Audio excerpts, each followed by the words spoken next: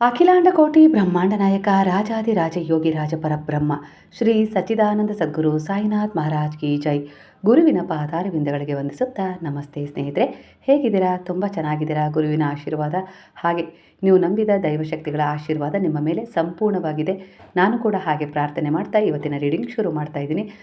ಎಂದಿನಂತೆ ಇದೊಂದು timeless general reading ಆಗಿರುತ್ತೆ. ಹಾಗೆ ಇದು ಕನೆಕ್ಟಿವ್ ಎನರ್ಜಿಯಲ್ಲಿರುತ್ತೆ. ಯಾವ ಸಮಯದ ಎನರ್ಜಿ ಪ್ರಕಾರ ನೀವು ಈ ರೀಡಿಂಗ್ನ ನೋಡ್ತಾ ಹೋಗ್ತೀರೋ ಖಂಡಿತವಾಗಿ ಈ ಎನರ್ಜಿ ನಿಮ್ಮ ಎನರ್ಜಿಗೆ ಕನೆಕ್ಟ್ ಆಗ್ತಾ ಹೋಗುತ್ತೆ. ನಂಬಿಕೆಯಿಂದ ನೀವಿಟ್ಟ ನಂಬಿಕೆ ನಿಮಗೆ ಈ ಎನರ್ಜಿ ಕನೆಕ್ಟ್ ಆಗುವಂತೆ ಮಾಡೋದ್ರ ಜೊತೆಗೆ ಬ್ಲೆಸ್ಸಿಂಗ್ ಕೂಡ ಕೊಡುತ್ತೆ, ಹಾಗೆ ಹೀಲಿಂಗ್ ಕೂಡ ಮಾಡುತ್ತೆ, ಹಾಗೆ ಮುಂದಿನ ಮಾರ್ಗದರ್ಶನ ನೀಡುತ್ತೆ. ಎಂದಿನಂತೆ ಒಂದು ದೀರ್ಘವಾದ ಉಸಿರನ್ನು ಒಳಗೆ ತಗೊಳ್ತಾ ನಿಧಾನವಾಗಿ ಆ ಉಸಿರನ್ನು ಹೊರಗೆ ಹಾಕ್ತಾ ಗುರುವಿನ ಸ್ಮರಣೆ, ನೀವು ನಂಬಿದ ದೈವಶಕ್ತಿಗಳ ಆಶೀರ್ವಾದವನ್ನು ನೆನಪು ಮಾಡ್ಕೊಳ್ತಾ ಈ ಎನರ್ಜಿಗೆ ಕನೆಕ್ಟ್ ಆಗಿ. ಸ್ನೇಹಿತರೆ, ಮೊದಲನೇದಾಗಿ ಇಲ್ಲಿ ನಿಮ್ಮ ಜೀವನದಲ್ಲಿ ಕೆಲವು ಪರಿಸ್ಥಿತಿಗಳು, ಕೆಲವು ಸಂಬಂಧಗಳು ಅಥವಾ ಕಷ್ಟಗಳು ಮತ್ತೆ ಮತ್ತೆ ಎದುರಾಗ್ತಾ ಇರುವುದನ್ನು ಸೂಚಿಸ್ತಾ ಇದೆ ಈ ಒಂದು ಎನರ್ಜಿ. ಇದು ಶಿಕ್ಷೆ ಅಲ್ಲ, ನಿಮ್ಮ ಆತ್ಮದ ಒಂದು ಪಾಠ ಆಗಿದೆ ಅನ್ನೋ ರೀತಿಯಲ್ಲಿ ಕೂಡ ಇಲ್ಲಿ ಬರ್ತಾ ಇದೆ. ನೀವು ಇನ್ನೂ ಸಂಪೂರ್ಣವಾಗಿ ಕಲಿಯದ ಪಾಠಗಳನ್ನು ಈ ಜೀವನದಲ್ಲೇ ಅಲ್ಲದೆ ಹಿಂದಿನ ಜನ್ಮಗಳಲ್ಲಿಯೂ ಕಲಿಯದೆ ಉಳಿದಿದ್ದರೆ ಅದೇ ಅನುಭವಗಳು ಬೇರೆ ಬೇರೆ ರೂಪದಲ್ಲಿ ಮತ್ತೆ ಬರ್ತವೆ ಅನ್ನೋ ರೀತಿಯಲ್ಲಿ ಇಲ್ಲಿ ಸೂಚನೆ ಕೂಡ ಸಿಗ್ತಾ ಇದೆ. ಅರ್ಥ ಮಾಡ್ಕೊಳ್ಳಿ. ಈ ಪುನರಾವರ್ತನೆಗೆ ಕಾರಣ ಏನು ಅಂತೇಳಿ ನಿಮ್ಮ ಮನಸ್ಸಲ್ಲಿ ಈಗ ಒಂದು ಪ್ರಶ್ನೆ ಮೂಡಿರ್ಬೋದು. ಸಹನೆ ಕಲಿಯದೇ ಇದ್ದರೆ, ಇಲ್ಲ ಕರ್ಮದ ಉದ್ದೇಶವನ್ನು ಸರಿಯಾಗಿ ಅರ್ಥ ಮಾಡ್ಕೊಳ್ಳದೇ ಇದ್ದರೆ ಕಾಯುವ ಸಂದರ್ಭಗಳು ಮತ್ತೆ ಮತ್ತೆ ಬರ್ತವೆ ಅನ್ನೋ ರೀತಿಯಲ್ಲಿ ಕಾಣಿಸ್ತಾ ಇದೆ. ಸ್ವಮೌಲ್ಯ ಅರಿಯದೇ ಇದ್ದರೆ, ನಿಮ್ಮ ಬೆಲೆ ನಿಮಗೆ ತಿಳಿಯದೆ ಹೋದರೆ, ನಿಮ್ಮ ಬಗ್ಗೆ ಪ್ರೀತಿ ಗೌರವ ಇಲ್ಲದೆ ಹೋದರೆ ನಿಮ್ಮನ್ನು ಕಡೆಗಣಿಸುವ ಜನರು ಬರ್ತಾರೆ ನಿಮ್ಮ ಜೀವನದಲ್ಲಿ ಅನ್ನೋ ರೀತಿಯಲ್ಲಿ ಕೂಡ ಕಾಣಿಸ್ತಾ ಇದೆ. ನಿಮ್ಮ ಜೀವನದಲ್ಲಿ ವೈಯಕ್ತಿಕವಾಗಿ ನಿಮ್ಮ ಸುತ್ತ ಒಂದು ಗಡಿಯನ್ನು ನೀವು ಹಾಕದೇ ಇದ್ದರೆ ಶೋಷಿಸುವ ಅನುಭವಗಳು ಮರುಕಳಿಸ್ತವೆ ನಿಮ್ಮ ಜೀವನದಲ್ಲಿ ಅನ್ನೋ ರೀತಿಯಲ್ಲಿ ಇಲ್ಲಿ ಕಾಣಿಸ್ತಾ ಇದೆ ಎನರ್ಜಿ. ಹಾಗಾಗಿ ಈ ಸಮಯದಲ್ಲಿ ನೀವು ಯಾವ ರೀತಿ ನಿರ್ಧಾರಗಳನ್ನು ತಗೊಳ್ಬೇಕು ಅನ್ನೋ ರೀತಿಯಲ್ಲಿ ಇಲ್ಲಿ ಗುರುವು ಒಂದು ಸೂಚನೆಯನ್ನು ಕೊಡ್ತಾ ಇದ್ದಾರೆ. ಈ ಸೂಚನೆ ನೀವು ನಿಮ್ಮ ಜೀವನದಲ್ಲಿ ಕೆಲವು ನಡವಳಿಕೆಯನ್ನು ತಿದ್ಕೊಳ್ಳೋ ಮೂಲಕ, ಇಲ್ಲ ಪಾಠಗಳನ್ನು ಅಳವಡಿಸ್ಕೊಳ್ಳೋ ಮೂಲಕ, ನಿಮ್ಮನ್ನು ನೀವು ಸರಿಪಡಿಸ್ಕೊಳ್ಳೋ ಮೂಲಕ ನೀವು ಸರಿದೂಗಿಸ್ಕೊಂಡ್ರೆ ಖಂಡಿತವಾಗಿಯೂ ಈ ರೀತಿಯ ಒಂದು ಸಮಸ್ಯೆಗಳಿಂದ ನೀವು ಆದಷ್ಟು ಬೇಗನೆ ಹೊರಗೆ ಬರ್ತೀರಾ. ಅಂದರೆ ಇಲ್ಲಿ ಈ ಒಂದು ಮೆಸೇಜ್ ನಿಮಗೆ ಯಾವ ರೀತಿ ಸೂಚನೆ ಕೊಡ್ತಾ ಇದೆ ಅಂದರೆ, ಜೀವನ ಹೇಳ್ತಾ ಇದೆ, ನೋಡು ಇನ್ನೊಮ್ಮೆ ಈಗಾದರೂ ಅರ್ಥ ಮಾಡಿಕೋ, ಅಂದರೆ ನಿನ್ನ ತಪ್ಪುಗಳನ್ನು ತಿದ್ಕೋ, ನೀನು ಸುಧಾರಿಸ್ಕೋ, ಇಲ್ಲ ನಿನ್ನ ಬೆಲೆಯನ್ನು ಅರ್ಥ ಮಾಡ್ಕೋ, ನಿನ್ನ ಸುತ್ತ ಒಂದು ಗಡಿಯನ್ನು ಹಾಕೋ, ಸ್ವಮೌಲ್ಯವನ್ನು ಅರ್ಥ ಮಾಡ್ಕೋ ಅನ್ನೋ ರೀತಿಯಲ್ಲಿ ಮತ್ತೊಮ್ಮೆ ಜೀವನ ಆ ಪರಿಸ್ಥಿತಿಗಳನ್ನು, ಅಂಥ ಜನರನ್ನು ಎದುರಾಗಿಸುವ ಮೂಲಕ ನಿಮಗೆ ಸೂಚನೆಯನ್ನು, ಎಚ್ಚರಿಕೆಯನ್ನು ನೀಡ್ತಾ ಇದೆ ಅನ್ನೋ ರೀತಿಯಲ್ಲಿ ಬರ್ತಾ ಇದೆ. ನಿಮ್ಮನ್ನು ತಿದ್ಕೊಳ್ಳೋಕ್ಕೆ ಇದು ಮತ್ತೊಂದು ಅವಕಾಶ ಇಲ್ಲಿ ಸಿಗ್ತಾ ಇದೆ. ಈಗ ನೀವು ಬಿತ್ತುತ್ತಿರುವ ಬೀಜಗಳ ಫಲ ತಕ್ಷಣ ಕಾಣಿಸಿಕೊಳ್ಳದೆ ಇರಬಹುದು. ಅಂದರೆ ನಿಮ್ಮ ಜೀವನದಲ್ಲಿ ನೀವು ಒಳ್ಳೆಯದನ್ನೇ ಮಾಡ್ತಾಯಿದ್ರು ಕೂಡ ಕೆಲವು ಕಷ್ಟಗಳು ನಿಮಗೆ ಎದುರಾಗ್ತಾ ಇದೆ, ಕೆಲವು ಸಮಸ್ಯೆಗಳು ಎದುರಾಗ್ತಾ ಇದೆ ಅಂದರೆ ಅವುಗಳನ್ನು ಕಳ್ಕೊಳ್ಳೋಕ್ಕೆ ನಿಮಗೆ ಇಲ್ಲಿ ಒಂದು ಅವಕಾಶ ಸಿಗ್ತಾ ಇದೆ. ನೀವು ಏನು ಶ್ರಮ ಪಡ್ತಾ ಇದ್ದೀರಾ, ಪ್ರಾಮಾಣಿಕ ಪ್ರಯತ್ನ ಮಾಡ್ತಾ ಇದ್ದೀರಾ, ಒಳ್ಳೆಯ ಉದ್ದೇಶಗಳ ನಡವಳಿಕೆಯನ್ನು ಹೊಂದಿದ್ದೀರಾ, ಹಾಗೆ ಕರ್ಮದ ಉದ್ದೇಶವನ್ನು ಸರಿಪಡಿಸ್ಕೊಂಡಿದ್ದೀರಲ್ಲ, ಯಾವುದೇ ರೀತಿ ಒಂದು ಪೂಜೆ ಪುನಸ್ಕಾರ, ವ್ರತ ಆಗಿರ್ಬೋದು, ದೀಪಾರಾಧನೆ ಆಗಿರ್ಬೋದು, ಸಚ್ಚರಿತ್ರೆ ಪಾರಾಯಣ, ಇಲ್ಲ ಭಗವದ್ಗೀತೆಯ ಪಾರಾಯಣ, ಯಾವ ರೀತಿ ಒಂದು ದೇವರಿಗೆ ಸೇವೆ ಮಾಡ್ತಾ ಇದ್ರೋ, ತಂದೆ ತಾಯಿಗಳಿಗೆ ಸೇವೆ ಮಾಡ್ತಾ ಇದ್ರೋ, ಗೊತ್ತಿದ್ದೋ ಗೊತ್ತಿಲ್ಲದೇನೋ ನೀವು ಒಟ್ಟಾರೆಯಾಗಿ ಒಬ್ಬರಿಗೆ ಸಹಾಯ ಮಾಡ್ತಾ ಇದ್ದೀರಾ. ಅದು ಪ್ರಕೃತಿಗೆ ಆಗಿರ್ಬೋದು, ಪ್ರಾಣಿ ಪಕ್ಷಿಗಳಿಗೆ ಆಗಿರ್ಬೋದು. ಯಾವುದು ಒಂದು ವಿಚಾರನೂ ಕೂಡ ನಿಮ್ಮ ಜೀವನದಲ್ಲಿ ವ್ಯರ್ಥ ಆಗೋದಿಲ್ಲ. ಇದು ಒಂದು ಪುಣ್ಯವಾಗಿ ಕನ್ವರ್ಟ್ ಆಗ್ತಾ ಇದೆ. ಆದರೆ ಈ ಸಮಯದಲ್ಲಿ ತಾಳ್ಮೆ ಅಗತ್ಯ, ಆತ್ಮ ಪರಿಶೀಲನೆ ಅಗತ್ಯ. ನಾನು ಏನು ಕಲಿಬೇಕು ಎಂದು ನಿಮ್ಮನ್ನು ನೀವು ಪ್ರಶ್ನಿಸುವ ಕಾಲ ಇದು. ಹಾಗಾಗಿ ಇಲ್ಲಿ ನೀವು ನಿಮ್ಮನ್ನೇ ಪ್ರಶ್ನೆ ಮಾಡ್ಕೊಳ್ಬೇಕು. ಇಲ್ಲಿ ನಾನು ಏನು ಕಲಿಬೇಕು? ಇದ್ದಕ್ಕಿದ್ದ ಹಾಗೆ ನೀವೇ ಬಯಸಿ ಯಾರದೋ ಜೀವನಕ್ಕೆ ಹೋದ್ರಿ, ಅಲ್ಲಿ ನಿಮಗೆ ಸಮಸ್ಯೆ ಉಂಟಾಯಿತು, ಅಲ್ಲಿಂದ ನೀವು ಏನು ಕಲ್ತ್ರಿ? ಹಾಗೆ ಇಲ್ಲ ಯಾರೋ ನಿಮ್ಮ ಜೀವನದಲ್ಲಿ ಬಂದರು, ಅವರಿಂದ ನೀವೇನು ಕಲ್ತ್ರಿ? ಹಾಗೆ ಯಾರಿಗೋ ನೀವು ವಂಚನೆ ಮಾಡಿದ್ರಿ, ಇಲ್ಲ ಯಾರಿಂದನೂ ಏನೋ ಪಡ್ಕೊಂಡ್ರಿ, ಅದರಿಂದ ಏನೊಂದು ಪಾಠ ಸಿಕ್ತು, ಏನೊಂದು ಕಲಿಕೆ ಸಿಕ್ತು, ಯಾವೆಲ್ಲ ರೀತಿಯ ಸಮಸ್ಯೆಗಳಿಗೆ ನೀವು ಒಳಗಾದ್ರಿ. ಹಾಗೆ ಇದೇ ರೀತಿ ಯಾವುದಾದ್ರೂ ರೀತಿಯಲ್ಲಿ ನಿಮಗೆ ಆ ಒಂದು ಜನರಾಗಿರ್ಬೋದು, ಆ ಪರಿಸ್ಥಿತಿಗಳಾಗಿರ್ಬೋದು ಪಾಠಗಳನ್ನು ಕಲಿಸ್ತಾ ಇದ್ದಾರೆ. ಹಾಗಾಗಿ ಇಲ್ಲಿ ನೀವು ನಿಮ್ಮನ್ನೇ ಪ್ರಶ್ನಿಸಿಕೊಳ್ಳುವ ಕಾಲ ಶುರುವಾಗಿದೆ. ಹಾಗಾಗಿ ಈ ಒಂದು ನಿಮ್ಮನ್ನು ನೀವು ಪ್ರಶ್ನಿಸಿಕೊಂಡಾಗ ಖಂಡಿತ ಉತ್ತರ ಕೂಡ ನಿಮ್ಮೊಳಗೆ ಇರುತ್ತೆ. ಅದಕ್ಕೆ ಆತ್ಮಸಾಕ್ಷಿಯ ಮೂಲಕ ಅದು ನಿಮಗೆ ಕೆಲವೊಂದು ಪರಿವರ್ತನೆಗಳನ್ನು ತಂದುಕೊಡುತ್ತೆ. ಹೀಲಿಂಗ್ ಮತ್ತು ಕಾರ್ಮಿಕ ರಿಲೀಸ್ ಸಂದೇಶ ಯಾವ ರೀತಿ ಸಿಗ್ತಾ ಇದೆ ಅಂದರೆ, ನೀವು ಪಾಠ ಕಲಿತ ಕ್ಷಣದಲ್ಲೇ ನಿಮ್ಮ ಜೀವನದಲ್ಲಿ ಯಾವೆಲ್ಲ ನೋವುಗಳು, ಸಮಸ್ಯೆಗಳು ಪುನರಾವರ್ತನೆ ಆಗ್ತಾ ಇದ್ದಾವಲ್ವ, ಆ ಚಕ್ರ ಮುಕ್ತಾಯವಾಗತ್ತೆ. ಅದೇ ನೋವು ಮತ್ತೆ ಬರೋದಿಲ್ಲ ಯಾವತ್ತಿಗೂ. ಹೊಸ ದಾರಿಗಳು ತಾನಾಗಿಯೇ ತೆರೆದುಕೊಳ್ತವೆ. ಆತ್ಮ ಹಗುರವಾಗುತ್ತೆ. ನಿಮ್ಮ ಆತ್ಮಸಾಕ್ಷಿ ನಿಮಗೆ ಸರಿಯಾದ ಮಾರ್ಗದರ್ಶನವನ್ನು ಮಾಡುತ್ತೆ. ಯಾಕಂದರೆ ಈ ಸಮಯದಲ್ಲಿ ನಿಮ್ಮ ಆತ್ಮಸಾಕ್ಷಿ ಸರಿಯಾದ ಮಾರ್ಗದರ್ಶನವನ್ನು ಮಾಡಿದರೂ ಕೂಡ ನನಗೆ ಅದೇ ಬೇಕು, ಅದೇ ರೀತಿ ಆಗಬೇಕು ಅನ್ನೋ ರೀತಿಯಲ್ಲಿ ಹಠ ಮಾಡಿ ನೀವೇ ಆ ಸಮಸ್ಯೆಗಳನ್ನು ಉಂಟು ಮಾಡ್ಕೊಂಡಿದ್ದೀರ. ನಿಮ್ಮ ಜೀವನದಲ್ಲಿ ನೀವೇನು ಪಡ್ಕೊಳ್ಬೇಕಾಗಿತ್ತಲ್ಲ ಆ ಉದ್ದೇಶವನ್ನು ಮರೆತು ಕೆಲವೊಂದು ಬ್ಲಾಕೇಜ್ಗಳನ್ನು ಉಂಟು ಮಾಡ್ಕೊಂಡಿದ್ರಿ. ಇಲ್ಲಿ ನೀವು ಪುನರಾವರ್ತನೆಯ ಚಕ್ರ ಯಾಕೆ ನಿಮಗೆ ಪದೇ ಪದೇ ಎದುರಾಗ್ತಾ ಇದೆ ಅಂದರೆ ನೀವು ಪಾಠವನ್ನು ಕಲಿಯೋವರೆಗೂ ಆ ನೋವಾಗಿರ್ಬೋದು, ಆ ಕಷ್ಟ ಆಗಿರ್ಬೋದು, ಆ ಸಮಸ್ಯೆಗಳಾಗಿರ್ಬೋದು, ನೀವು ಅದರಿಂದ ಹೊರಗೆ ಬರಲಿಕ್ಕೆ ಸಾಧ್ಯ ಇಲ್ಲ. ಅವೆಲ್ಲವೂ ಕರ್ಮದ ಒಂದು ಪಾಠ ಆಗಿರುತ್ತೆ. ಅದನ್ನು ನೀವು ಕಲಿತಾಗಲೇ ಆ ಒಂದು ಎನರ್ಜಿಗಳು ರಿಮೂವ್ ಆಗೋದು. ಹಾಗಾಗಿ ಇಲ್ಲಿ ನೀವು ಕೆಲವೊಂದು ಪಾಠಗಳನ್ನು ಕಲಿಯುವ ಮೂಲಕ ಚೇತರಿಕೆ ಕಂಡುಕೊಂಡಲ್ಲಿ ಆ ನೋವುಗಳಾಗಿರ್ಬೋದು, ಆ ಒಂದು ವಿಚಾರಗಳಾಗಿರ್ಬೋದು ನಿಮ್ಮ ಜೀವನದಿಂದ ಹೊರಗೆ ಹೋಗ್ತವೆ. ಹಾಗಾಗಿ ಜೀವನದಲ್ಲಿ ಹಿಂದೆ ಯಾವುದೋ ರೀತಿ ತಪ್ಪು ಆಗಿತ್ತು ನಿಮ್ಮಿಂದ, ಇಲ್ಲಾಂದರೆ ನಿಮಗೆ ಯಾರೋ ಒಂದು ಮೋಸ ಮಾಡಿದ್ರು, ಅದೇ ವಿಚಾರವನ್ನು ಮನಸ್ಸಲ್ಲಿ ಇಟ್ಕೊಂಡು ಕೊರಗೋದು ಬೇಡ. ಅದನ್ನು ಬಿಟ್ಟುಬಿಡಬೇಕು, ಕ್ಷಮೆ ಕೊಟ್ಟು ಇಗ್ನೋರ್ ಮಾಡಿ ಆ ವಿಚಾರವನ್ನು ರಿಲೀಸ್ ಮಾಡಬೇಕು. ಆ ಎನರ್ಜಿನ ನಂತರವೇ ಹೊಸ ಎನರ್ಜಿ ನಿಮ್ಮಲ್ಲಿ ಬರುತ್ತೆ. ನೀವು ತಡೆದಿರುವ ಪಾಠವೇ ನಿಮ್ಮ ಬಾಗಿಲಿನ ಕೀಲಿ. ಒಮ್ಮೆ ಅದನ್ನು ಅರಿತುಕೊಂಡ್ರೆ ಮುಂದಿನ ಜೀವನದಲ್ಲೂ ಇದನ್ನು ಮರುಕಳಿಸುವ ಅಗತ್ಯವಿಲ್ಲ. ಹಾಗಾಗಿ ನೀವು ಯಾವ ಪಾಠವನ್ನು ತಡೆ ಹಿಡಿದಿದ್ದೀರಲ್ಲ ಆ ಪಾಠವನ್ನು ಕಲ್ತ್ಬಿಟ್ಟಾಗಲೇ ನಿಮ್ಮ ಜೀವನದಲ್ಲಿ ಕೆಲವು ಬ್ಲಾಕೇಜ್ಗಳು ರಿಮೂವ್ ಆಗ್ತವೆ. ನೀವು ಬೆಳೆಯುತ್ತಿದ್ದೀರಿ, ಸಮಯ ತೆಗೆದುಕೊಳ್ತಾ ಇದೆ, ಅಷ್ಟೇ, ವಿಫಲವಾಗ್ತಾ ಇಲ್ಲ ನಿಮ್ಮ ಒಂದು ಪ್ರಯತ್ನಗಳು ಅನ್ನೋ ರೀತಿಯಲ್ಲಿ ಇಲ್ಲಿ ಬಾಬಾ ನಿಮಗೆ ಒಂದು ಮೆಸೇಜನ್ನು ಕೊಡ್ತಾ ಇದ್ದಾರೆ. ಹಾಗೆ ಮುಂದಿನ 9 ದಿನಗಳಲ್ಲಿ ನಿಮ್ಮ ಜೀವನದಲ್ಲಿ ಅದ್ಭುತವಾದ ಒಂದು ಬದಲಾವಣೆ ಉಂಟಾಗುತ್ತೆ. ಅದರಿಂದ ನಿಮಗೆ ತುಂಬ ಖುಷಿ ಆಗುತ್ತೆ. ಆ ಖುಷಿಯಲ್ಲೂ ಕೂಡ ಕೆಲವು ಅನುಭವಗಳ ಮೂಲಕ ಕೆಲವು ಪಾಠಗಳನ್ನು ಕಲ್ತ್ಕೊಳ್ತೀರ, ಕೆಲವು ಸ್ಪಷ್ಟತೆ ಸಿಗುತ್ತೆ, ಕೆಲವು ಸತ್ಯಗಳ ಅರಿವು ನಿಮಗೆ ಉಂಟಾಗುತ್ತೆ. ಆ ಸಂತೋಷ ನಿಮಗೆ ಇನ್ನಷ್ಟು ಇಮ್ಮಡಿಯಾಗೋ ರೀತಿಯಲ್ಲಿ ನಿಮಗೆ ಒಂದು ಪ್ರಸನ್ನತೆಯನ್ನು ಕೊಡುತ್ತೆ. ಹೇಗೆಂದರೆ ಅದೇ ಒಂದು ಆ ವಿಚಾರವೇ ನಿಮಗೆ ಮೊದಲು ಸಂತೋಷ ಕೊಟ್ಟಿತ್ತು, ಅದ್ರ ಜೊತೆಗೆ ಈ ಎಲ್ಲ ರೀತಿಯ ಒಂದು ಸತ್ಯದ ವಿಚಾರಗಳು ಕನೆಕ್ಟ್ ಆಗ್ತಾವಲ್ವ, ಅದು ನಿಮ್ಮ ಜೀವನದಲ್ಲಿ ಸರಿಯಾದ ನಿರ್ಧಾರಗಳನ್ನು ತಗೊಳ್ಳೋಕ್ಕೆ ನಿಮಗೆ ಒಂದು ಸ್ಪಷ್ಟತೆಯನ್ನು ಕೊಡ್ತವೆ. ಹಾಗೆ ಆ ಒಂದು ಸಿಕ್ಕ ಸಂತೋಷವನ್ನು ಯಾವ ರೀತಿ ಸೆಲೆಬ್ರೇಟ್ ಮಾಡಬೇಕು, ಹಾಗೆ ಅದನ್ನು ಯಾವ ರೀತಿ ಸ್ಥಿರವಾದ ಎನರ್ಜಿಗೆ ಕನ್ವರ್ಟ್ ಮಾಡಿಕೊಂಡು ಅದನ್ನು ಹೇಗೆ ಇಟ್ಕೊಳ್ಬೇಕು ಅನ್ನೋ ರೀತಿಲಿ ನಿಮಗೆ ಒಂದು ಜಾಣ್ಮೆ ಉಂಟಾಗುತ್ತೆ, ಅಂದರೆ ಪರಿವರ್ತನೆ ಸಿಗುತ್ತೆ ಅನ್ನೋ ರೀತಿಲಿ ಇಲ್ಲಿ ವಿಚಾರ ರೆಸನೇಟ್ ಆಗ್ತಾ ಇದೆ. ನಿಮ್ಮ ಈಗಿನ ಎನರ್ಜಿ ಕೇವಲ ಹಣ ಸಂಪತ್ತು ಮಾತ್ರ ಬಯಸ್ತಾ ಇಲ್ಲ, ಇದು ಈಗ ನಿಮ್ಮ ಮನಸ್ಸು ಬಯಸ್ತಾ ಇದೆ. ಏನಂದರೆ ಒಂದು ಭದ್ರತೆಯನ್ನು ಬಯಸ್ತಾ ಇದೆ, ನೆಮ್ಮದಿಯನ್ನು ಬಯಸ್ತಾ ಇದೆ, ಶಾಂತವಾದ ವಾತಾವರಣವನ್ನು ಬಯಸ್ತಾ ಇದೆ. ನನ್ನ ಶ್ರಮಕ್ಕೆ ಮೌಲ್ಯ ಸಿಕ್ಕಿದೆ, ಇಲ್ಲ ಅಂತಲ್ಲ, ಅದು ಹಣದ ರೂಪದಲ್ಲಿ, ಸಂಪತ್ತಿನ ರೂಪದಲ್ಲಿ, ಅಭಿವೃದ್ಧಿಯ ರೂಪದಲ್ಲಿ, ಆದರೆ ನನಗೆ ಶಾಂತಿ ಬೇಕು, ನೆಮ್ಮದಿ ಬೇಕು ಅಂತೇಳಿ ಬಯಸ್ತಾ ಇದೆ ನಿಮ್ಮ ಮನಸ್ಥಿತಿ. ಅಂದರೆ ತಾತ್ಕಾಲಿಕ ಸಂತೋಷ ಬೇಡ, ದೀರ್ಘಕಾಲದ ಸ್ಥಿರತೆ ಬೇಕು ಅಂತ ಹೇಳಿ. ಹಣ ಇದೆ, ಸಂಪತ್ತಿದೆ, ಉಡಕಿದೆ, ತೊಡಕಿದೆ, ಆದರೆ ನೆಮ್ಮದಿ ಇಲ್ಲ. ಅಂದರೆ ಅಲ್ಲಿ ನಿಮಗೆ ಪ್ರೀತಿಯ ಕೊರತೆ ಆಗಿರ್ಬೋದು, ಇಲ್ಲ ಒಂದು ಯಾರು ನಿಮಗೆ ಸಮಯ ಕೊಡಬೇಕು ಅಂತೇಳಿ ಬಯಸ್ತಾ ಇದ್ದೀರೋ ಅವರು ನಿಮಗೆ ಸಮಯ ಕೊಡದೇ ಇರೋದು ನಿಮ್ಮ ನೋವಿಗೆ ಕಾರಣವಾಗಿರ್ಬೋದು. ಎಲ್ಲ ಇದ್ದರೂ ಯಾವುದೇ ರೀತಿ ಒಂದು ಸುಖ, ಸಂತೋಷ, ನೆಮ್ಮದಿ ಒಂದು ಎನರ್ಜಿ ನಿಮಗೆ ಫೀಲ್ ಆಗ್ತಾ ಇಲ್ಲ, ಅನುಭವ ಆಗ್ತಾ ಇಲ್ಲ. ಒಂದು ಯಾವ ರೀತಿ ಆಗಿದೆ ಅಂದರೆ ಒಂದು ಮಿಷಿನ್ ಥರ ನೀವು ಕೆಲಸ ಮಾಡ್ತಾ ಇದ್ದೀರಾ ಅಂತೇಳಿ ನಿಮ್ಗೆ ಅನ್ನಿಸ್ತಾ ಇದೆ. ಈಗ ಕಾಯುವ ಹಂತದಲ್ಲಿದ್ದೀರಾ, ಅಂದರೆ ತಾಳ್ಮೆಯಿಂದ ಇದ್ದೀರಾ, ಬಹಳ ಶ್ರಮ ಹಾಕ್ತಾ ಇದ್ದೀರಾ ಎಲ್ಲ ರೀತಿಯಲ್ಲಿ ಒಂದು ಪರಿವರ್ತನೆ ಮಾಡ್ಕೊಳ್ಳೋಕ್ಕೆ, ಆದರೆ ಫಲ ತಕ್ಷಣ ಕಾಣಿಸ್ತಾ ಇಲ್ಲ. ಮನಸ್ಸಲ್ಲಿ ಒಂದು ಪ್ರಶ್ನೆ, ನನ್ನ ಜೀವನ ಮೊದಲಿನಂತಾಗತ್ತಾ, ಇಲ್ಲ ನನ್ನ ಜೀವನ ಸರಿಯಾಗತ್ತಾ, ನನ್ನ ಜೀವನದಲ್ಲಿ ನಾನು ಪ್ರೀತಿಸಿದವರಾಗಿರ್ಬೋದು, ನಾನು ಇಷ್ಟಪಟ್ಟವರಾಗಿರ್ಬೋದು, ನನಗೆ ಪ್ರೀತಿ, ಒಂದು ಕಾಳಜಿ, ಒಂದು ಬೆಲೆ ಕೊಡ್ತಾರಾ? ಅದು ಗಂಡ ಹೆಂಡತಿ ಯಾವುದೇ ರೀತಿ ಸಂಬಂಧದಲ್ಲಾದರೂ ನೀವು ಕನ್ವರ್ಟ್ ಮಾಡ್ಕೊಳ್ಬೋದು, ಯಾಕಂದರೆ ಇದೊಂದು ಜನರಲ್ ರೀಡಿಂಗ್ ಮೆಸೇಜ್ ಆಗಿರುತ್ತೆ. ಹಾಗೆ ಕೆಲವರ ಎನರ್ಜಿ ಪ್ರಕಾರ ನೀವು ಬಯಸಿದ ಸಂಪತ್ತು ಬರುತ್ತೆ. ಅದು ಯಾವುದೇ ರೀತಿ ನೀವು ಒಂದು ವ್ಯಾಪಾರದಲ್ಲಾಗಿರ್ಬೋದು, ಇಲ್ಲ ಯಾವುದೋ ಒಂದು ವಿಚಾರದಲ್ಲಿ ಹಣವನ್ನು ಹೂಡಿಕೆ ಮಾಡಿದ್ದಾಗಿರ್ಬೋದು, ಇಲ್ಲ ಒಂದು ಕೆಲಸದ ವಿಚಾರದಲ್ಲಾಗಿರ್ಬೋದು, ಇಲ್ಲವೇ ಯಾರಾದರೂ ನಿಮಗೆ ಹಣ ಕೊಡಬೇಕಾಗಿತ್ತು ಅನ್ನೋ ವಿಚಾರನೇ ಆಗಿರ್ಬೋದು. ಅದು ಯಾಕೆ ತಡ ಆಗ್ತಾ ಇದೆ ಅಂದರೆ ಅದು ನಿಮಗೆ ಸಹನೆಯನ್ನು ಕಲಿಸ್ತಾ ಇದೆ. ನಿಧಾನಕ್ಕೆ ಬರುತ್ತೆ ಹಣ, ಇಲ್ಲ ಅಂತ ಅಲ್ಲ, ಸಂಯಮವನ್ನು ಕಲಿಸ್ತಾ ಇದೆ. ಯಾಕಂದರೆ ಮುಂದೆ ನೀವು ಅಂಥದ್ದೇ ಒಂದು ಒಳ್ಳೆಯ ಒಂದು ಪ್ರಗತಿಯನ್ನು ಕಾಪಾಡ್ಕೊಳ್ತೀರಾ, ಸಾಧಿಸ್ತೀರಾ. ಆ ಸಮಯದಲ್ಲಿ ಈ ಸಹನೆ ಮತ್ತು ಈಗ ಕಲ್ತಿರುವ ಪಾಠ ಆ ಸಮಯದಲ್ಲಿ ನಿಮ್ಮನ್ನು ರಕ್ಷಿಸುತ್ತೆ. ಹಾಗಾಗಿ ಇಲ್ಲಿ ಸಣ್ಣ ಪುಟ್ಟ ವಿಚಾರಗಳಲ್ಲಿ ಯಾವುದೋ ಒಂದು ಹಣದ ವಿಚಾರ ನಿಧಾನ ಆಗ್ತಾ ಇದೆ ಅಂದರೆ ಅದು ಸುಮ್ಮನೆ ಆಗ್ತಾ ಇಲ್ಲ, ಅದು ನಿಮಗೆ ಒಂದು ಪಾಠವನ್ನು ಹಾಗೆ ಸಹನೆಯನ್ನು ಕಲಿಸ್ತಾ ಇದೆ. ಹಾಗೆ ನಿಮ್ಮನ್ನು ನೀವು ಜಡ್ಜ್ ಮಾಡ್ಕೊಳ್ಬೇಡಿ, ಹಾಗೆ ಇನ್ನೊಬ್ಬರ ಒಂದು ವಿಚಾರವನ್ನು ಕೂಡ ನೀವು ಜಡ್ಜ್ ಮಾಡೋ ಹಾಗಿಲ್ಲ. ನಾನು ಹಿಂದೆ ಉಳಿದೆನಾ ಅನ್ನೋ ಪ್ರಶ್ನೆ ಕೂಡ ಬೇಡ.